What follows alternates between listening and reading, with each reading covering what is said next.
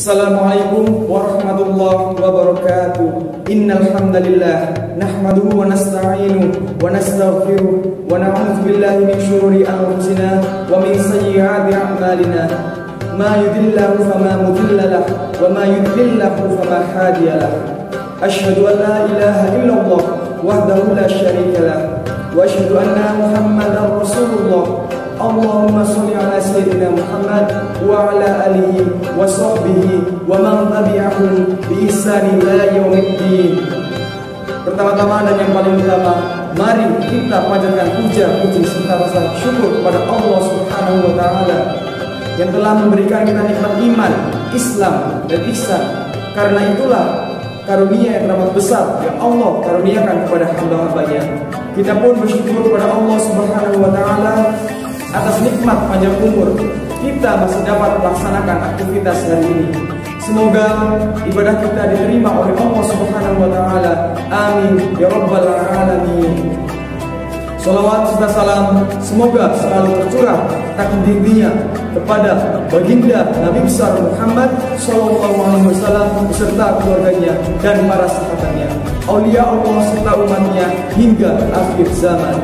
Selanjutnya saya mengajak pada para pemirsa sekalian untuk terus memperkokoh ketakwaan kepada Allah Subhanahu wa taala dengan cara melaksanakan segala perintah-perintah Allah dan menjauhi larangan-larangannya.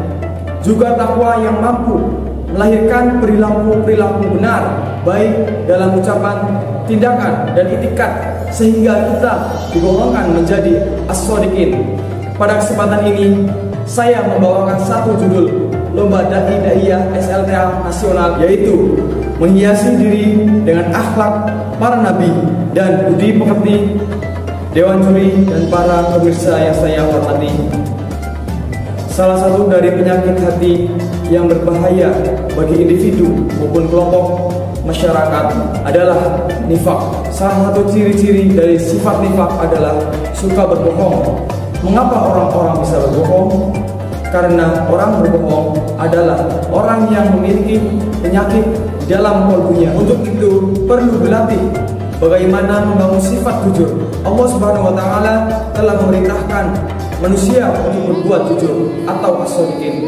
Allah berfirman dalam beberapa ayat di antaranya, ya ayyuhalladzina amanu taqullaha wa kunu ma'as-shodiqin. Yang artinya, hai orang-orang yang beriman, bertakwalah kepada Allah dan hendaklah kamu bersama orang-orang yang benar. Quran surat At-Taubah ayat 119. Dalam surat Az-Zumar ayat 33, walladzi ja'atis sidqi wa saddaqa awliya'ika humul muttaqun. Yang artinya, dan orang-orang yang membawakan kebenaran Muhammad dan membenarkannya, mereka itulah orang-orang yang bertakwa. Quran surat Az-Zumar ayat 33. Dari beberapa ayat di atas, kata jujur dikaitkan dengan kata takwa. Ini mengandung makna bahwa kejujuran bisa lahir karena ketakwaan. Semakin baik kualitas ketakwaan seseorang, maka orang akan semakin jujur. Jujur menjadi ciri bahwa seseorang beriman kepada Allah Subhanahu wa taala. Dewan juri yang saya hormati, bagi umat Islam, baginda Nabi besar Muhammad sallallahu alaihi wasallam adalah teladan kejujuran. Karenanya beliau diberi gelar Al-Amin. Melalui sifat kejujurannya, Rasulullah dapat mengubah akhlak buruk seseorang menjadi akhlak baik. Al-Kisah, pada zaman Rasulullah sallallahu alaihi wasallam ada seseorang pemuda yang suka berbuat maksiat. Dia suka mabuk, berjudi, berzina dan membunuh. Suatu hari terbesit dalam dirinya ingin bertobat kepada Allah Subhanahu wa taala, lalu dia menemui Rasulullah sallallahu alaihi wasallam. Kemudian dia berkata, "Ya Rasulullah, aku ini tukang mabuk, zina, berjudi dan membunuh. Apakah masih bisa diampuni oleh Allah Subhanahu wa taala?" Rasulullah sallallahu alaihi wasallam menjawab, "Tidak ada dosa yang tidak akan diampuni oleh Allah Subhanahu wa taala, karena Allah Maha Pengampun." Kemudian orang itu berkata, "Ya Rasulullah, saya mau bertaubat kepada Allah, tapi saya belum bisa meninggalkan maksiat. Bagaimana caranya ya Rasulullah?" Rasulullah menjawab, "Cukup bagimu jujur dan tidak bohong." Lalu dia berpikir, kalau begitu ternyata Islam itu mudah. Singkat cerita, pada saat dia akan melaksanakan maksiat, terbesitlah pesan Rasulullah SAW tentang jujur dan jangan bohong. Kalau saya melakukan maksiat, lalu Rasulullah SAW bertanya, apakah hari ini kamu berbuat maksiat? Kalau menjawab iya, berarti saya berbuat maksiat. Kalau menjawab tidak, berarti saya telah berbohong kepada Rasulullah SAW. Akhirnya pemuda itu berusaha menahan diri setiap akan melakukan kemaksiatan, karena selalu mengingat janji-janjinya kepada Rasulullah untuk bersikap jujur dan tidak berbohong. Pada akhirnya pemuda tersebut mampu menahan diri untuk tidak melakukan maksiat sampai akhir hayatnya. Kisah ini mengajarkan kepada kita bahwa perilaku jujur mampu mencegah seseorang untuk berbuat maksiat. Jujur juga mampu memotivasi seseorang untuk melakukan kebaikan. Dewan juri yang saya hormati, dalam nakibnya Tuan Syekh Abdul Qadir Al-Jailani diceritakan pada saat beliau hendak pergi ke Baghdad untuk menuntut ilmu, beliau diberi bekal oleh ibunya sebanyak 40 dinar. Kalau dikonversikan ke nilai rupiah saat ini, 1 dinar emas senilai 3.300.000. Jadi 40 dinar berarti senilai 132.280.000. Sebuah nilai uang yang luar biasa. Setelah mendapat izin dan meminta restu dari ibunya, beliau berangkat ke Baghdad dengan rombongan kafilah yang mau ke Baghdad. Di tengah perjalanan, Tuan Syekh Abdul Qadir Al-Jailani dan rombongan dihadang 40 orang perampok yang dilengkapi dengan senjata. Setiap orang ditanyai bawaannya oleh perampok tersebut.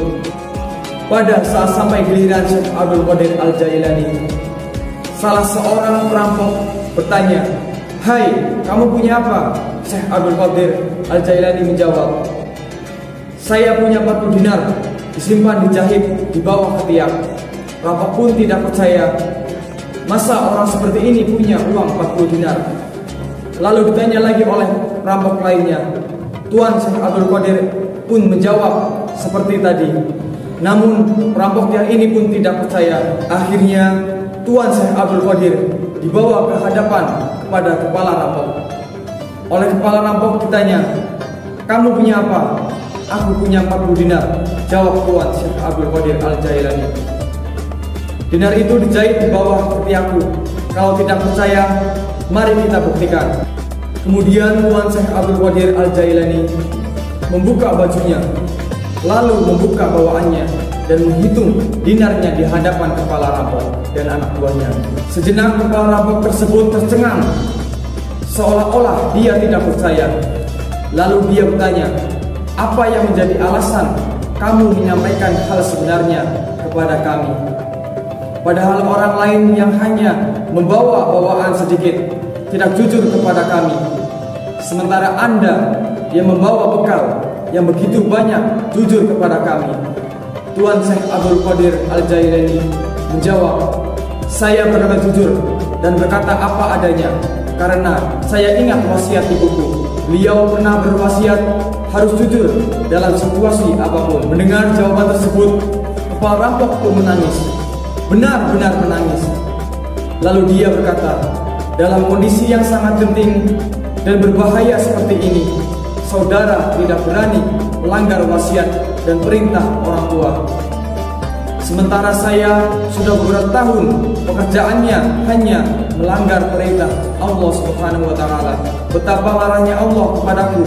Oleh karena itu, saksikan oleh saudara, saya bertaubat kepada Allah di hadapan saudara." Akhirnya, melalui sifat jujur yang dimiliki Tuan Syekh Abdul Qadir Al-Jailani, kepala perampok dan anak buahnya bertaubat dan masuk Islam. Dewan juri yang saya hormati, dari dua kisah tersebut di atas menguatkan bahwa sikap jujur itu penting, bahwa melalui sikap jujur yang kita miliki akan mendekatkan diri kepada surganya Allah Subhanahu wa Ta'ala. Melalui kejujuran akan mampu merubah perilaku orang lain, dan melalui sikap jujur pula akan menjadi media dakwah yang efektif dan efisien. Mari kita bersama memiliki sifat jujur dan menghindari sifat dan kebiasaan bohong, karena kebohongan akan sangat merugikan baik untuk diri sendiri maupun masyarakat. Akhirnya, semoga kita diberi kemampuan untuk terus berikhtiar berperilaku jujur. Semoga pula kita dimasukkan ke dalam golongan as-shodiqin, atau orang yang selalu berkata jujur. Amin ya rabbal alamin. Sekian, wassalamualaikum warahmatullahi wabarakatuh.